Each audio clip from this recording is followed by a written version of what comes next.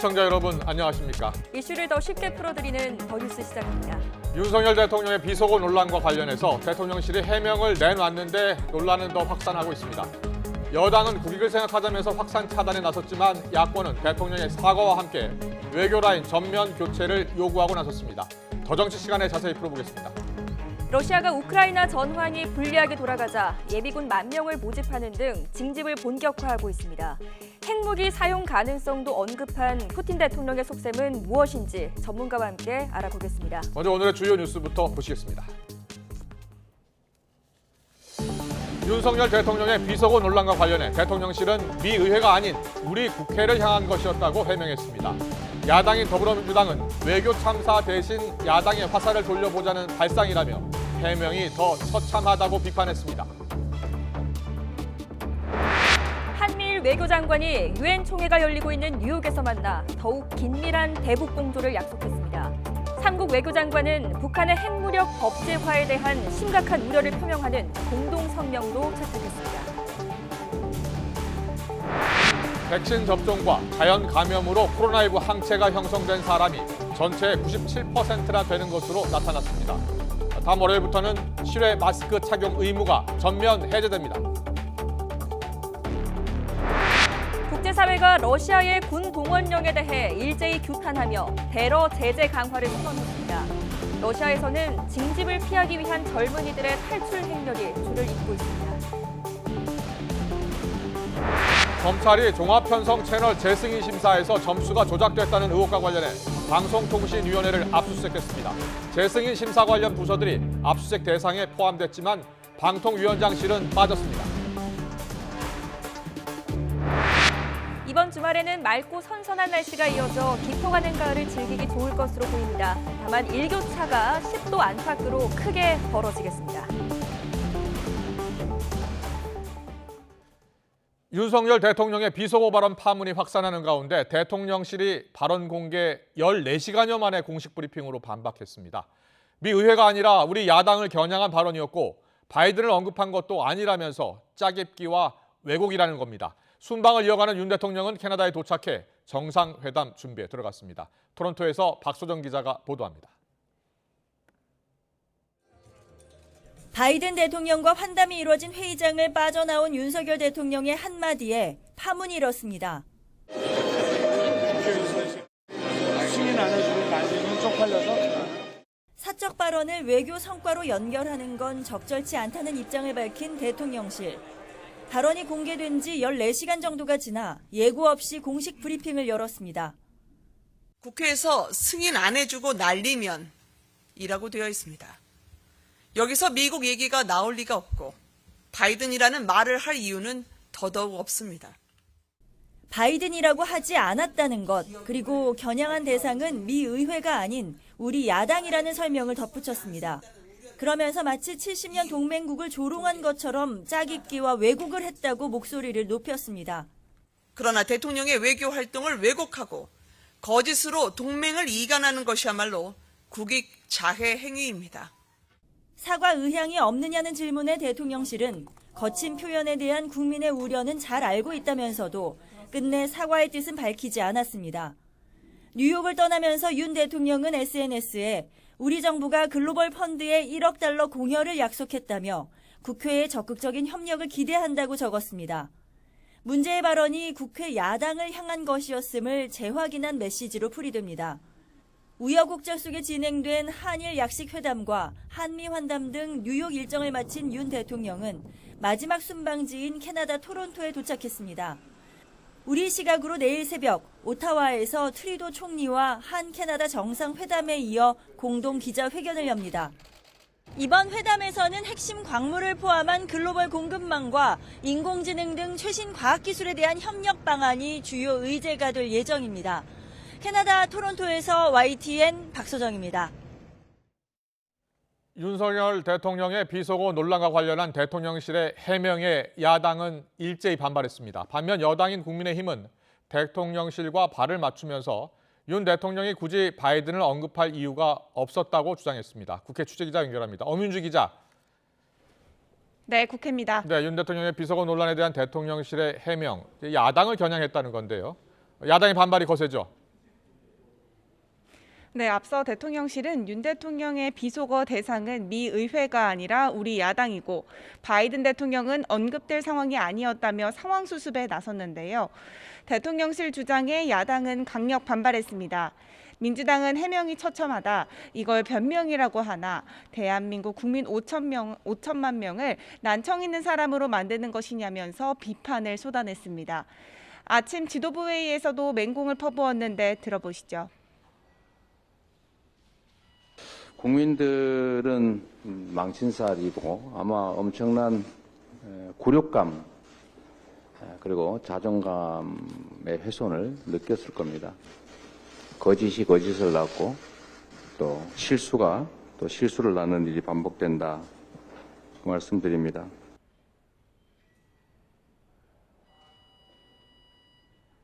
거짓말은 막말 외교 참사보다 더 나쁜, 국민이 결코 용서할 수 없는 일입니다.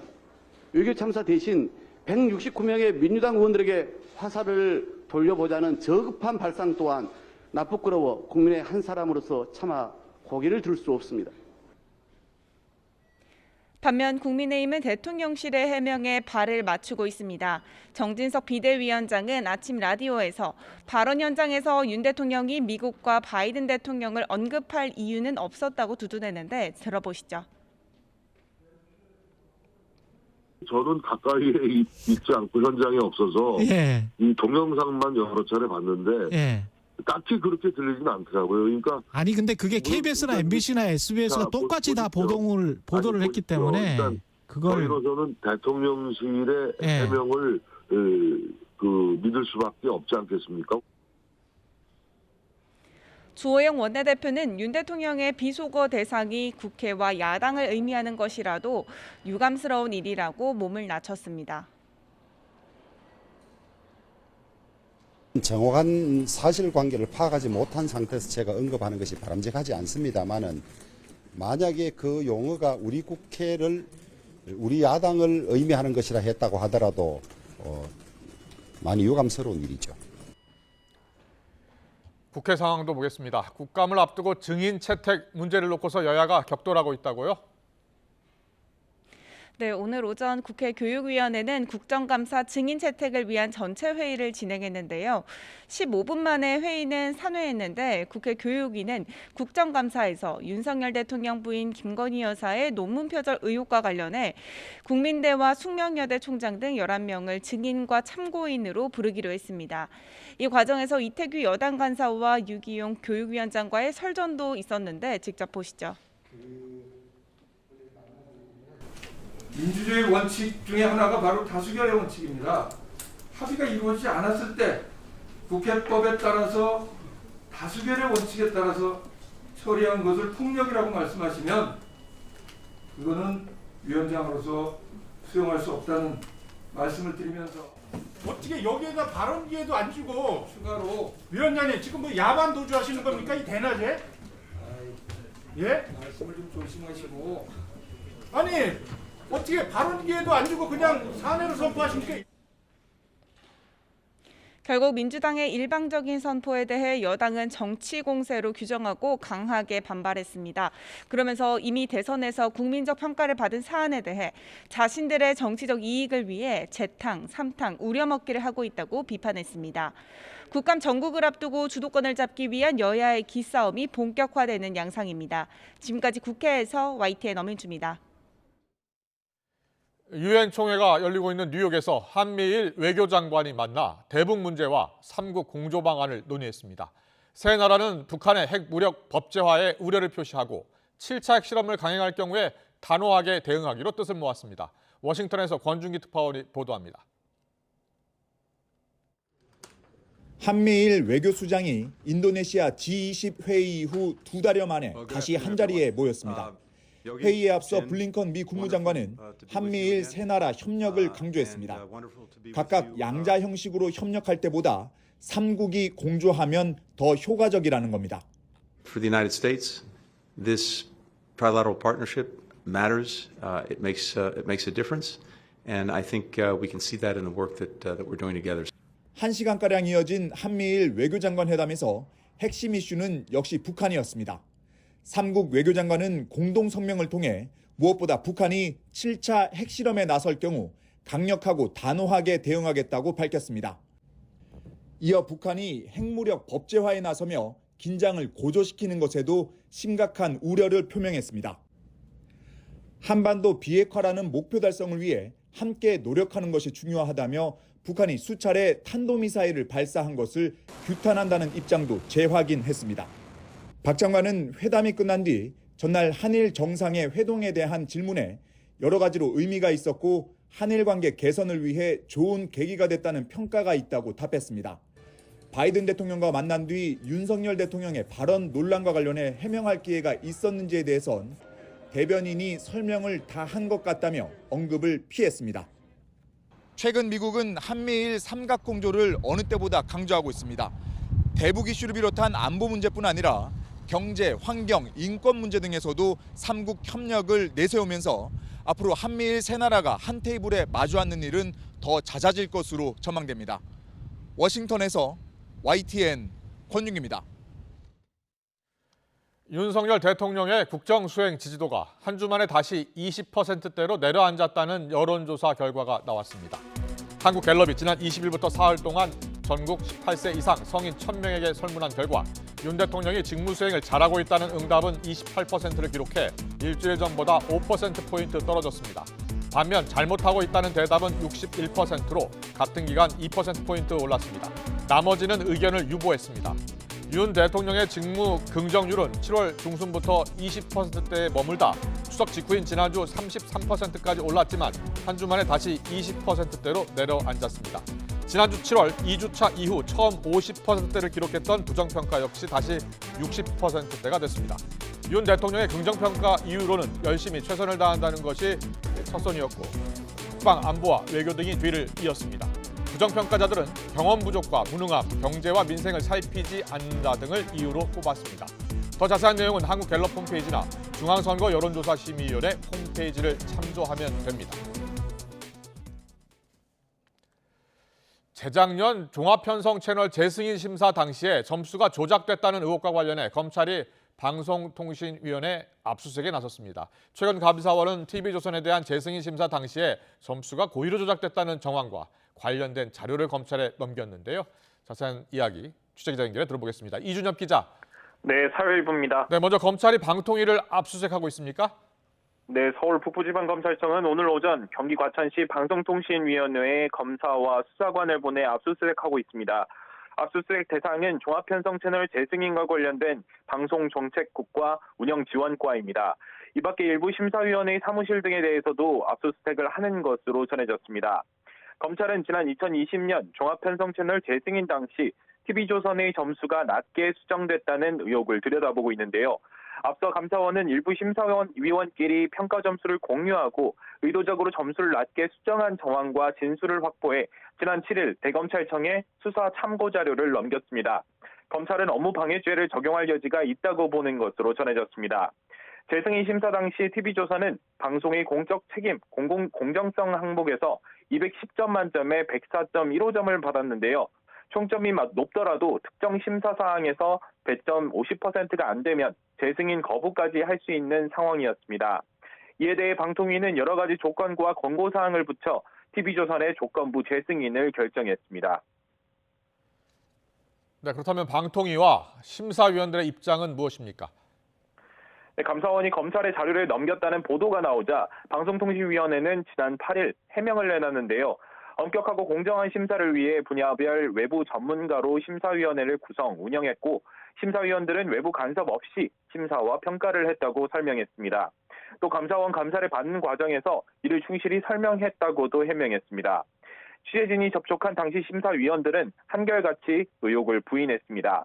한 심사위원은 YTN 취재진과의 통화에서 수련원에서 5박 6일 합숙을 하며 심사가 이뤄졌고 보안 요원들도 따라다녔다며 점수 조작은 어려운 환경이었다고 설명했습니다. 특히 점수 합산과 수정, 공표가 모두 하루 만에 이뤄져 조작을 시도할 겨를조차 없었다며 감사원에도 같은 취지로 말했다고 덧붙였습니다. 지금까지 사회 일부에서 전해드렸습니다. 기록적인 폭우와 잇따른 태풍 영향으로 수급이 불안한 상황에서 이런 물가 고공행진까지 겹쳐 배추값이 크게 올랐습니다. 배추 구매 수량을 제한하는 곳도 생겼습니다. 상황이 이렇게 되자 소비자들은 다가오는 김장철을 걱정할 수밖에 없는데요. 자세한 상황 취재기자 연결해서 알아보겠습니다. 안동준 기자. 네, 하나로마트 서울 양재점에 나와 있습니다. 네, 배추 가격이 많이 올랐다고 하는데 얼마나 올랐고 또 손님들 반응은 어떻습니까? 네, 오후가 되면서 이곳 마트에는 배추를 구매하려는 손님들 발걸음이 계속해서 이어지고 있습니다. 비싸진 배추값에 비교적 가격이 저렴한 알배추를 찾는 손님도 눈에 띄었는데요. 손님들 대부분은 배추값 상승세가 김장철까지 이어지지 않을까 걱정하는 분위기입니다. 목소리 직접 들어보시겠습니다. 추석 때는 한 포기에 10,000원 넘어갔었거든요. 근데 요새는 조금 내려서 아직도 엄청 비싸죠. 김장을 할지 안 할지 모르겠어요. 그때 가봐야 알겠어요. 밥상 물가가 고공행진을 이어가는 가운데 배추값도 크게 올랐는데요. 한 달 전까지만 해도 한 포기에 소매가로 6,578원 정도 하던 것이 지금은 9,626원으로 3,000원 넘게 올랐습니다. 지난해와 비교해봐도 60% 넘게 오른 가격으로 한 포기에 거의 10,000원에 육박합니다. 배추값이 오르자 포장김치는 아예 품절 대란을 겪기도 했는데요. 이곳에서는 한 달 전까지 1kg에 8,600원이던 포장김치를 1,500원으로 2,000원 가까이 올렸습니다. 높아진 배추값에 정부는 농협과 함께 수급 안정을 위한 조치에 나섰습니다. 농협은 한국농수산식품유통공사 지원을 받아 배추 3포기 한 망을 14,980원에 판매하고 있습니다. 시세보다 최대 50% 정도 저렴하게 구매할 수 있어 일부러 찾아오는 손님들도 있습니다. 다만 한 명이 3망, 최대 9포기까지만 살 수 있습니다. 높아진 가격에 구매 제한까지 생긴 건 배추 수급이 원활하지 않아서인데요. 한창 배추를 수확해야 할 시기에 기록적인 폭우와 태풍이 연달아 발생하면서 작황에 타격을 입었기 때문입니다. 기상 악화로 출하되는 배추 품질이 좋지 않다는 점도 배추 가격 상승을 부추겼습니다. 2달 뒤 본격적인 김장철을 앞두고 높아진 배추값에 소비자들은 걱정이 이만저만이 아닌데요. 정부는 이번 주부터 10월 초까지 비축 물량 3,000톤을 시장에 공급해 배추 수급 불안을 해소하겠다는 계획입니다. 지금까지 하나로마트 서울 양재점에서 YTN 안동준입니다. 정부가 최근 라면과 과자 등 가공식품을 중심으로 가격을 올리고 있는 식품업계에 인상을 최소화해달라고 당부했습니다. 정부는 방기선 기획재정부 1차관 주재로 비상경제 차관회의를 열고 최근의 곡물 가격 안정세 등을 고려해 업계에서도 가격 인상 최소화와 같은 상생의 지혜를 발휘해달라고 밝혔습니다. 박일준 산업통상자원부 2차관은 산업계와 간담회를 열고 대용량 사업자의 전기요금 인상이 불가피하다고 강조했습니다. 박 차관은 한전 남서울 본부에서 반도체와 철강, 자동차 협회 등과 만나 현재의 위기 상황에서 전기요금 인상을 더는 미룰 수 없다며 이같이 말했습니다. 추가 금리 인상 예고와 집값 하락세로 이번 주 서울 아파트 매매 수급 지수가 80 이하로 떨어졌습니다. 한국부동산원 조사에 따르면 이번 주 서울 아파트 매매 수급 지수는 지난주 80.2보다 낮은 79.5를 기록하며 지수 80선이 무너졌습니다. 매매 수급 지수가 기준선인 100보다 낮을수록 시장에 집을 팔려는 사람이 사려는 사람보다 많다는 것을 의미합니다.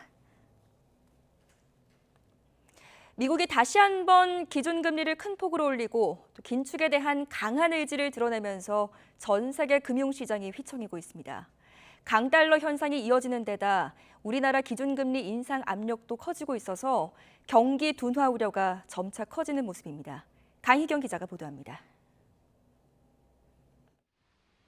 미국의 기준금리 0.75%포인트 인상은 사실상 예고된 결과였습니다. 그러나 제롬 파월 미국 연방준비제도 의장의 강력한 발언이 전 세계 금융시장을 자극했습니다.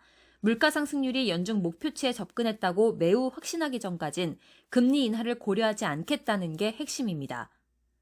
미국, 유럽 등의 고물가 대응을 위한 고강도 금융 긴축이 가속화되고 있고 러시아, 우크라이나 전쟁 상황 악화에 대한 우려도 더욱 커지면서 우리나라 경제에 들이운 먹구름은 점차 짙어지고 있습니다. 일단 강달러 현상이 커지면서 원달러 환율은 13년 6개월 만에 1,400원을 돌파했습니다.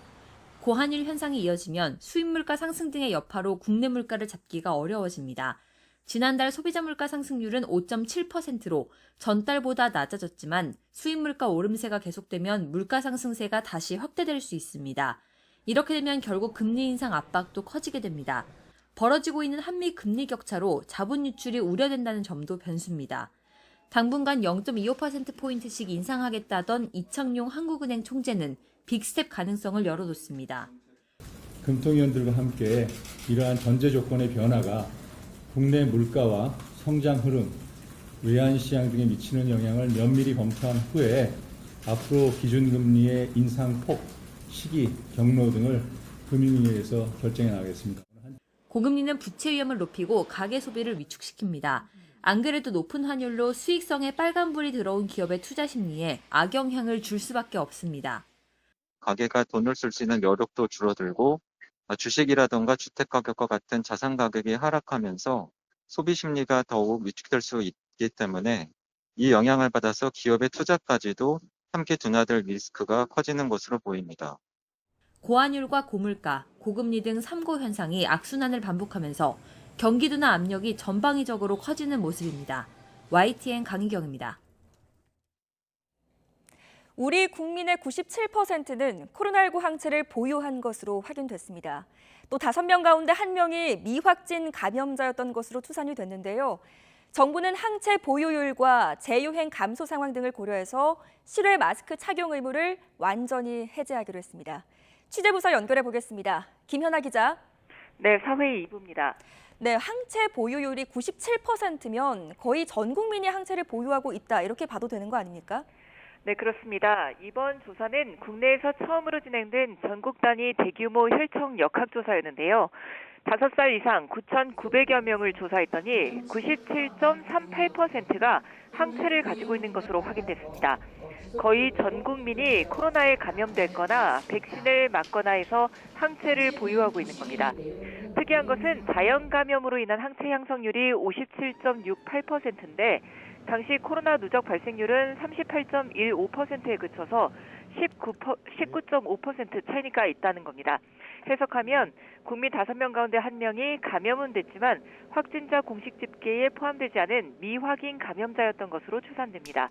항체 형성률이 97%나 되니까 이제 안전하다, 백신 추가 접종 필요 없다 생각하는 분들도 있겠습니다만 면역 항체는 시간이 지나면 감소하고 새 변이 바이러스도 나타날 수 있어서 고위험군은 여전히 추가 접종이 필요합니다. 방역당국은 다만 대부분이 항체가 있어서 재유행이 와도 중증화율은 상당 부분 낮출 수 있을 거라고 판단했습니다. 네, 그러면 이제 다음 주 월요일부터는 스포츠 경기장 같은 실외에서는 마스크를 쓰지 않아도 된다는 거죠? 네, 그렇습니다. 지금은 50명 이상이 모이면 야외라도 마스크를 써야 하는데 월요일부터는 그럴 필요가 없습니다. 한덕수 국무총리는 중대본 회의에서 재유행의 고비를 확실히 넘어섰다며 실외 마스크 착용 의무를 전격 해제했습니다. 반면 실내 마스크 착용 의무는 독감이 유행하고 있고 겨울에 코로나19 재유행 가능성도 있어서 일단 유지하기로 했습니다. 오늘 신규 확진자는 2만 9천여 명으로 전주보다 2만 2천여 명 줄었고 위중증 환자는 399명, 사망자는 68명으로 집계됐습니다. 코로나19와 독감 동시 유행 우려도 한숨 돌렸습니다. 지난주 독감 의심 환자 수는 외래 환자 1000명당 4.7명으로 다시 유행 기준인 4.9명 아래로 떨어졌습니다. 영유아에게서 주로 발생하는 수족구병도 외래 환자 1000명당 35.5명에서 지난주 28.8명으로 줄었습니다. 지금까지 사회 2부에서 YTN 김현아입니다. 1년, 2년 가까이 야구를 못 봐서 좀 답답한 것도 있었는데 뭔가 정말 이제 막 다시 시작하는 느낌? 네, 너무 이렇게 기대가 되는 것 같아요. 작년에는 띄엄띄엄 앉아서 열기가 덜했는데 이제 같이 붙여 앉으니까 확실히 열기가 더해지는 것 같고.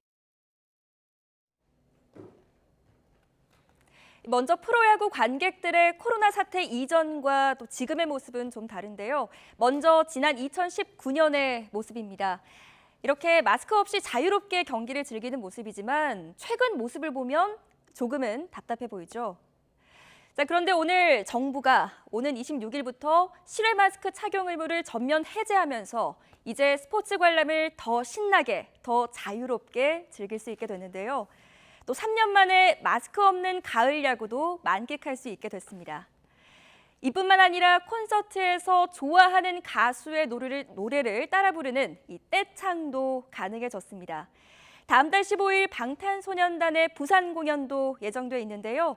이 역시 노마스크로 진행될 것으로 보입니다. 자, 이런 실외 마스크 의무 해제를 두고 다소 늦은 게 아니냐라는 여론도 많았는데요. 그렇다면 해외 상황은 어떨까요? OECD 국가들을 살펴봤습니다. 실외 마스크를 모두 쓰지 않아도 되는 나라가 미국, 덴마크, 프랑스 등 7개 나라였고요. 나머지 독일과 이탈리아 등 12개 국가는 일부 의료복지시설이나 또 대중교통에서 마스크 착용을 권고하고 있습니다. 유럽에서는 이미 노마스크가 일상이 된 모습이었습니다. 얼마 전 엘리자베스 2세 영국 여왕의 장례식에서도 또 이렇게 세계 각국의 정상들이 모인 유엔 총회에서도 마스크를 쓴 모습을 찾기가 어려웠습니다. 유럽뿐만 아니라 코로나 방역 모범 국가로 꼽히는 싱가포르와 뉴질랜드마저도 이렇게 최근 마스크 착용 규제를 완화했는데요. 이제 OECD 국가 가운데 실내에서 의무적으로 마스크를 써야 하는 나라는 우리나라가 유일합니다. 실내에서도 마스크를 벗을지는 앞으로 추가 논의를 거쳐서 단계적으로 시행될 것으로 보이는데요. 다른 나라 사례처럼 고위험 시설이나 의료 시설에서의 마스크 착용은 앞으로도 유지될 가능성이 커 보입니다. 이렇게 일상 회복에 한 걸음 더 나아가면서 지역 축제도 다시 열리고 있습니다. 우리나라 35개의 대축제 가운데 하나죠. 밀양 아리랑 대축제가 경남 밀양에서 열렸는데요. 코로나 때문에 3년 만에 열리는 것이기도 하고 또 유네스코 인류 무형문화재로 등재된 지 10년 만이라 더 의미가 깊습니다. 이 소식은 박정혁 기자가 준비했습니다. 선선한 가을바람이 부는 강변에 마련된 무대. 화려한 불꽃이 밤하늘을 수놓으며 본격적인 축제의 시작을 알립니다. 코로나19 여파로 3년 동안 열리지 못한 밀양 아리랑 대축제에 서막이 올랐습니다. 좀 오랜만에 사람 사는 것 같고 일상으로 돌아온 것 같아서 너무 기분이 좋습니다. 아이랑 즐길 거리도 많고 즐거운 시간이 될 것 같습니다. 밀양 아리랑 대축제는 1000개가 넘는 전국의 축제 가운데 문화체육관광부가 35개만 지정한 대축제 가운데 하나입니다. 축제의 대미는 밀양강 오디세이. 밀양 아리랑과 밀양을 대표하는 과거와 현재의 인물과 사건을 뮤지컬 형태의 독창적인 기법으로 연출한 공연입니다. 전문 배우와 시민 1000여 명이 참여합니다. 단순한 공연을 넘어 밀양 공동체의 힘과 연대, 또 협력의 정신을 지역 주민들이 공유하는 장이 되는 겁니다. 밀양 오디세이가 밀양의 정신과 밀양의 역사, 밀양의 얼을 한꺼번에 볼 수 있는 공연이라서 너무 뜻깊고 감명 깊습니다. 대표 공연 외에도 창작 뮤지컬 공연 등 8개의 주제형 프로그램이 펼쳐지고 밀양의 전통 보존을 주제로 백일장 대회, 미술대회, 궁도대회 등 8개 경연 행사도 이어집니다. 특히 올해는 밀양 아리랑이 강원도 정선 아리랑, 전남 진도 아리랑과 함께 유네스코 인류 무형문화유산으로 등록된 지 10년입니다. 이를 기념해 밀양과 정선 그리고 진도 등 3대 아리랑이 모두 모이는 축제도 다음 달 14일부터 사흘 동안 열립니다. 아리랑을 주제로 한 대한민국 문화의 달 행사가 우리 밀양에서 개최됩니다. 아리랑의 유네스코 인류 무형유산 등재 10주년을 기념하는 행사입니다. 세계 속의 밀양 아리랑을 주제로 한 밀양 아리랑 대축제는 오는 25일까지 이어집니다. YTN 박정혁입니다.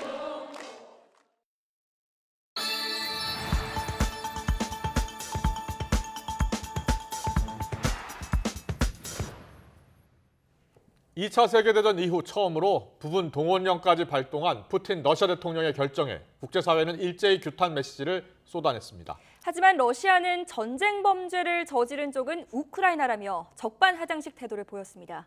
김선희 기자가 보도합니다. 유엔 안전보장이사회에 참석한 각국 대표들은 러시아를 한 목소리로 비난했습니다. 토니 블링컨 미 국무장관은 우크라이나에서 전쟁 범죄를 목격했다며 러시아에 책임을 물어야 한다고 강조했습니다. 최근 푸틴 대통령이 예비군 동원령과 함께 핵무기 사용 가능성까지 언급한 것도 즉각 중단해야 한다고 압박했습니다. Every council member should send a clear message that these reckless nuclear threats must stop immediately. 안보리 순회 의장국인 프랑스의 카트린 콜로나 외교장관도 정의 없이는 평화도 없다며 이번 전쟁의 책임 규명을 촉구했습니다. 안토니우 구테우스 유엔 사무총장 역시 즉결 처형, 성폭력, 고문 등 잔혹한 전쟁 범죄를 열거하며 철저히 조사해야 한다고 강조했습니다. All these allegations must be thoroughly investigated to ensure accountability. Perpetrators must be held to account in fair and independent judicial proceedings, and victims and their families have a right to justice, remedy, and reparation. 반면 러시아는 전쟁 범죄를 저지른 쪽은 우크라이나라며 적반하장식 태도를 보였습니다. 오히려 미국과 동맹국들이 키이우 정권의 범죄를 덮고 있다고 주장했습니다. У нас нет сомнений, что Украина окончательно превратилась в тоталитарное государство нацистского толка, где безнаказанно попираются нормы международного гуманитарного права. 최근 러시아와 거리를 두는 듯한 태도를 보였던 중국은 전제 조건 없이 대화와 협상에 나설 것을 촉구했습니다. 인권 침해에 대한 조사는 정치화하지 말고 사실의 근거에 객관적으로 진행해야 한다며 서방과 온도차를 보였습니다. YTN 김선입니다. 네, 전세가 불리해진 러시아. 지금 예비군 동원령을 발표한 지 만 하루 만에 최소 10,000명 이상의 지원자를 모집한 것으로 전해지고 있고요. 하지만 또 전쟁터에 가고 싶지 않은 젊은이들의 러시아 탈출은 계속되고 있다고 합니다. 또 러시아가 장악한 우크라이나 4개 지역에서는 오늘부터 러시아 합병 주민투표가 시작됐습니다. 전 우크라이나 대사와 또 전 러시아 대사를 지낸 박노벽 한국외대 국제지역학 초빙 교수와 함께 자세히 짚어보겠습니다. 어서 오십시오. 어서 오십시오. 네, 안녕하십니까. 안녕하십니까. 러시아가 예비군 동원령 내린 지 만 하루 만에 10,000명 이상을 지금 모집했다고 하는데요. 네. 자발적인 입대라고 봐도 되겠습니까? 뭐 자발적인 입대보다는 이제 의무적인 입대겠죠. 이게 이제 작년 8월부터 러시아가 이 동원 예비군이라고 좀 매달 이렇게 훈련을 하면서 직장을 다니는 그런 제도를 좀 강화해서 네. 거기에 이제 참여를 하도록 독려를 했는데 그 동원 규모가 예상보다는 한 많지 않아서 한 10,000명 정도 이르렀다고 합니다. 네, 지금 화면에 나오고 있는데요. 네. 가족들을 보면서 네. 안타까워하고 있어요. 눈물도 네. 흘리고요. 전쟁터로 가니까요. 그렇죠. 예. 네, 네. 그래서 그 지금 이제 한 10,000명 정도에서 30만까지 가려면 상당히 좀 시간이 걸릴 겁니다. 네. 그 전체적으로는 이제 250만의 이제 예비군이 있는데 거기서 이제 1% 조금 넘는다고 그러는데 예. 사실 당사자들이 이제 저렇게 사지로 간다고 생각을 하면 그렇죠. 가족들이나 본인이 참 조국을 위해서 이게 맞는 일인지에 대한 이제 퀘스천을 질문을 이제 하면서 이제 전장으로 나가야겠죠. 그렇군요. 네. 예. 저 동원령과 관련해서 네. 지금 징집을 거부하는 네. 이들에게는 처벌을 강화했다고요? 네, 이제 러시아가 아무래도 그동안에 민주화도 되고 여러 가지 자유세계하고 교류가 있다 보니까 이제 반대 목소리가 당연히 있는 거죠. 예, 네. 그래서 이제 하원에서 수요일 날 이게 푸틴 대통령이 발표하기 전날 예. 미리 이거를 그 강화하는 뭐 10년 정도 징집을 거부하든가 또 배치돼서 또 이런 탈영을 한다든가 이런 경우에는 이제 10년까지 감옥에 갈도록 굉장히 지금 그 형법을 강화했다고 그럽니다. 그렇군요. 근데 최근 뉴스를 보면 그 현지 반발이 굉장히 크다. 네. 그 국외로 탈출하려는 젊은이들이 많고 행렬이 계속되고 있다고 하거든요. 네. 지금도 마찬가지입니까? 지금은 이제 초기에 그런 발언이 나자마자 뭐 인근 지역으로 특히 비자가 면제된 지역으로 뭐 이렇게 가려는 항공권 구입이 쇄도했고 또 육로로도 가기 위한 시도도 있고 그랬다고 그러는데 네. 그걸 다 지금 이제 차단을 했다고 그럽니다. 네, 그래서 갈 수가 없고요. 또 가려는 또 비행기 값도 지금 뭐 경우에 따라 16,000불 정도 수준이 오를 정도로 굉장히 고가여서 그렇군요. 일반인이 지금 다 접근하기 굉장히 어려워졌습니다. 예.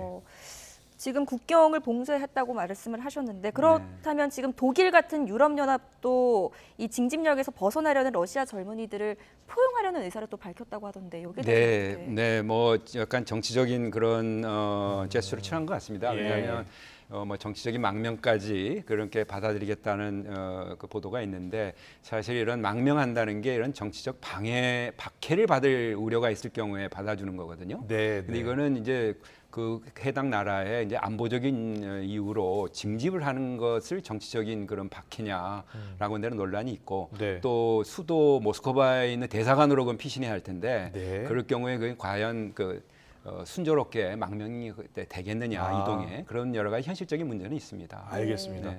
일부 러시아와 좀 친한 국가들은 받지 않겠다 이렇게 이야기를 하고 있고 그리고 또 러시아에서는 뭐 시위도 있었고 여러 가지가 지금 교차하고 있는 것 같아요. 혹시 러시아 현지 연결해 보셨어요? 네, 어제 한번 우리 저 대사관 이제 그 영타 쪽하고 연락을 해봤는데요.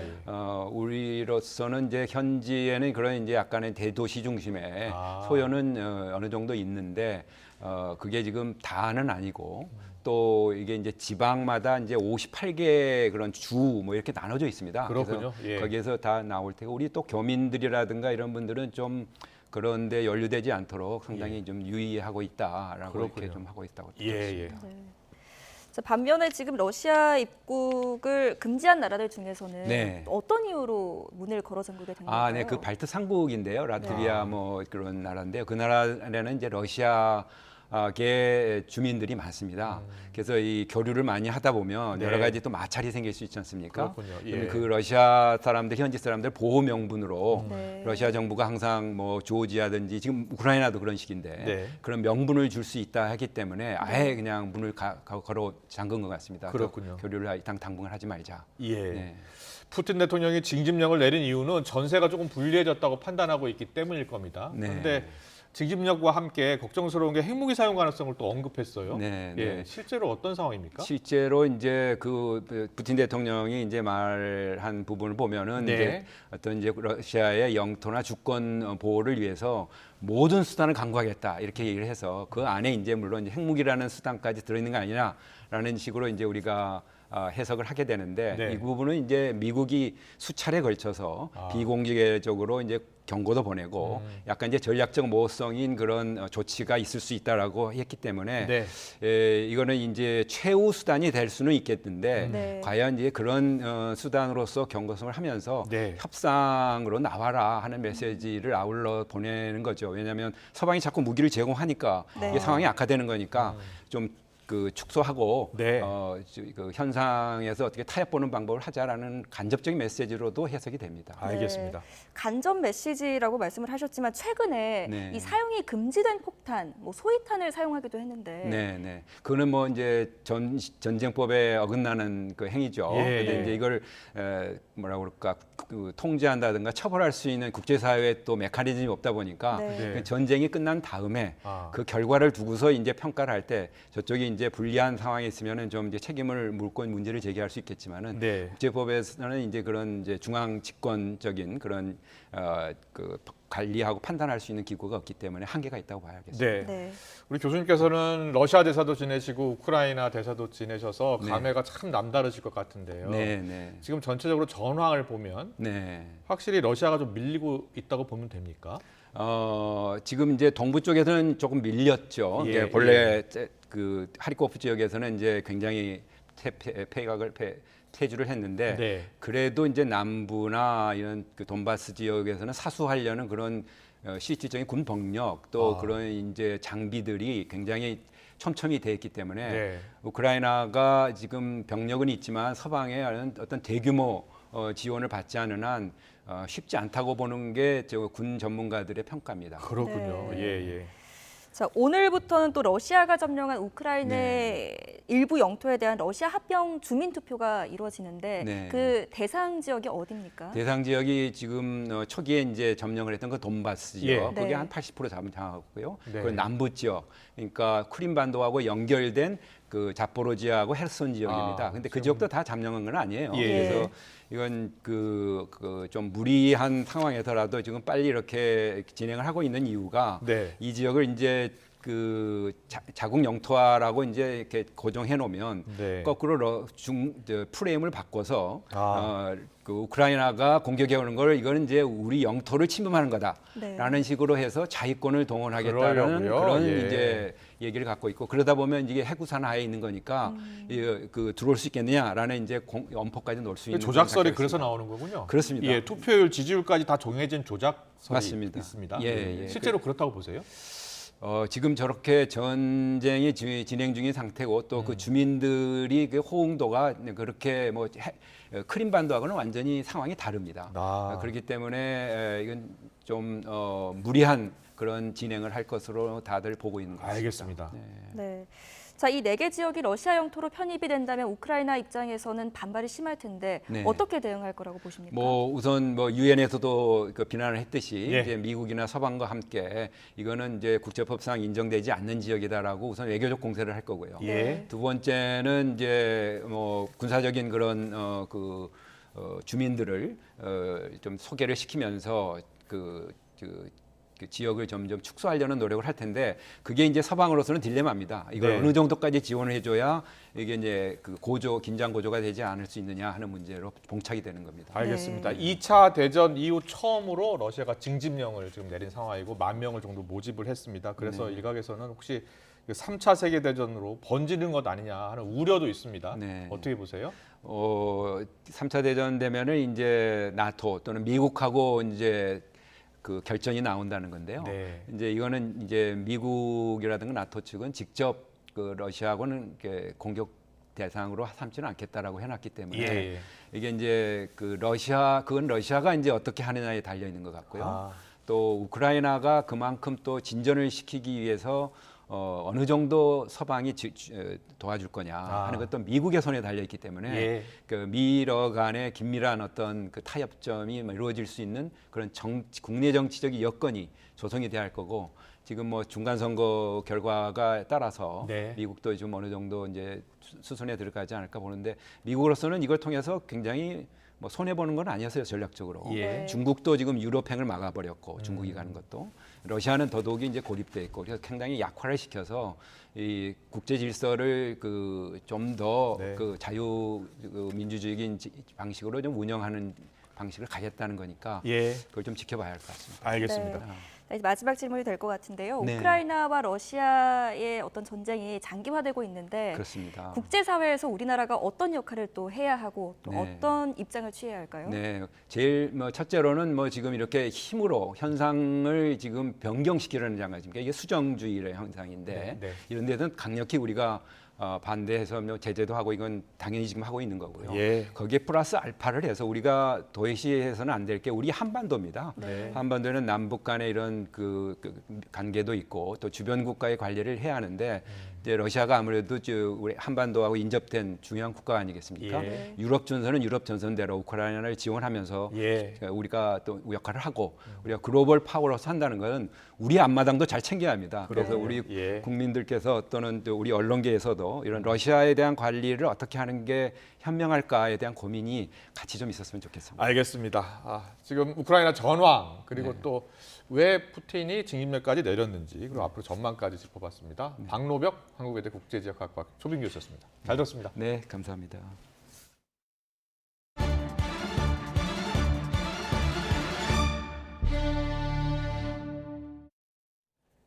7살 여자아이가 버스에서 또래 아동들에게 성추행을 당했다는 제보가 들어왔습니다. 불과 3년 전에도 비슷한 사건으로 파문이 일었던 만큼 아동 성행동 문제에 대해 근본적인 예방책이 필요하다는 목소리가 커지고 있습니다. 제보는 Y 황보혜경 기자가 보도합니다. 2달 전 학원 여름 캠프에 참가한 7살 A양은 집에 도착하자마자 울음을 터뜨렸습니다. 캠프에서 돌아오는 버스 안에서 같은 학원 남자아이들에게 성추행을 당했다는 겁니다. A양이 지목한 사람은 7살 B군과 8살 C군으로 버스에서 모두 A양 옆자리에 앉아 있었습니다. 젓가락 손이란 표현을 하면서 엄마 똥침도 했고 소중이에도 똥침을 했어 라고 표현을 했어요. 한 번만 더 이런 식으로. 다른 사람에게 알리면 더 괴롭힐 거란 말에 소리조차 지르지 못했다고 A양은 엄마에게 털어놨습니다. 이거 가방 뺏어갈 거야. 아니면 너 여기 가방 안에 있는 과자 뺏어갈 거야? 협박이죠, 이거는. 학원을 찾아간 A양 부모가 추궁하자 B군과 C군 모두 문제 행동을 한 사실을 인정했습니다. 여자아이 아버지께서 남자아이들에게 나쁜 행동을 한 것이냐는 질문에 남자아이들은 그렇다라고 대답했습니다. 하지만 경찰서에선 아동들이 10살 미만 범법 소년이라 신고해도 소용없을 거란 말뿐이었습니다. B씨군 부모가 사실관계에 차이가 있다며 변호사를 선임하면서 민사소송을 통해 공방을 벌이기도 했습니다. 내년이면 모두 같은 초등학교에 다녀야 하는 상황이라 A양 부모는 동네를 떠나야 하나 고민입니다. 혹시라도 마주칠까 봐 엄청 신경 쓰고 마주치면 우리 애를 어떻게 보호해야 되지 그런 생각을 항상 하고 있는데 너무 참담하죠. 왜냐하면 이런 류의 사건들의 결론을 보면 항상 피해자들이 숨고 피하고 도망가고 하잖아요. 앞서 지난 2019년 경기 성남시 어린이집에서도 5살 여자아이가 또래 원아에게 성추행당하는 사건이 벌어졌습니다. 형사처벌이 불가능한 만큼 피해 아동 측에선 민사소송을 제기했고 얼마 전 1심 재판에서 남자 아동 부모와 어린이집 원장이 피해 여아 부모에게 1,500만 원을 배상하란 선고가 내려졌습니다. 당시 아동 간 성사건 예방책을 두고 갑론을박이 오가는 등 사회에 큰 파장이 일면서 재작년 보건복지부가 관련 지침을 만들었습니다. 아동의 자연스러운 성행동과 위험하거나 우려할 만한 성행동 특성을 구분하고 상황별 대응 방법을 제시한 건데 과연 보육 현장에서 제대로 지켜지고 있는지 의문이란 목소리도 나옵니다. 영유아의 성행동 문제에 대처하기 위한 매뉴얼들을 만들었는데 이게 이제 현장에 뿌리 내리지 않았기 때문에 좀 나타났던 일이 아닌가 이렇게 좀 보이고요. 타인과의 관계에서 지켜야 될 선 이런 것들에 대해서 그걸 알려줘야 될 책임은 어른들한테 있는 거거든요. 잦은 미디어 노출로 성에 호기심을 갖는 연령대가 낮아지고 있는 만큼 발달 단계에 맞는 성교육으로 호기심과 폭력의 경계를 명확히 하는 게 근본적인 예방책이 될 수 있습니다. YTN 황보혜경입니다. 신당역 영무원 살해 사건을 경찰에서 넘겨받은 검찰이 서울교통공사에 대한 강제 수사에 나섰습니다. 서울중앙지검은 오늘 오전부터 서울교통공사 본사, 정보운영센터와 증산역, 구산역 등을 압수수색했습니다. 검찰은 피의자 전주환이 공사 내부 전산망에 접속해 피해자의 정보를 검색한 경위 등 관련 자료를 확보하고 있는 것으로 전해졌습니다. 전주환은 지난 14일 밤 9시쯤 서울 지하철 신당역 여자 화장실에서 과거 직장 동료이자 스토킹 대상이었던 20대 여성 영무원을 뒤따라가 흉기로 살해한 혐의를 받고 있습니다. 경찰이 내년부터 서울 등 수도권에서 스토킹 피해자 고위험군을 대상으로 민간 경호 서비스를 시범 실시할 예정입니다. 경찰청은 기획재정부가 내년도 고위험 피해자 민간 경호 서비스 항목 예산으로 7억 원을 편성했다고 밝혔습니다. 이는 100명을 14일 동안 민간 경호할 수 있는 예산입니다. 중서부 지방에 내리던 비는 모두 잦아들었습니다. 청명한 하늘이 펼쳐졌는데요. 선선한 바람까지 불어서 가을 기운을 느끼기 참 좋습니다. 주말 동안에도 쾌청한 하늘이 함께 하겠고 깊어가는 가을을 느끼기에 참 좋아서 나들이 즐기기 좋은 날씨가 예상됩니다. 하지만 아침과 낮과 밤의 기온차가 큰 만큼 건강관리에는 각별히 신경 써주시기 바랍니다. 내일도 종일 맑은 하늘이 함께하겠습니다. 먼지 걱정은 없겠지만 낮 동안 볕이 다소 강하게 내리쬐겠는데요. 전국의 자외선 지수가 높게 나타나겠습니다. 외출하실 때 모자나 양산 등으로 자외선 차단에 신경 써주시기 바랍니다.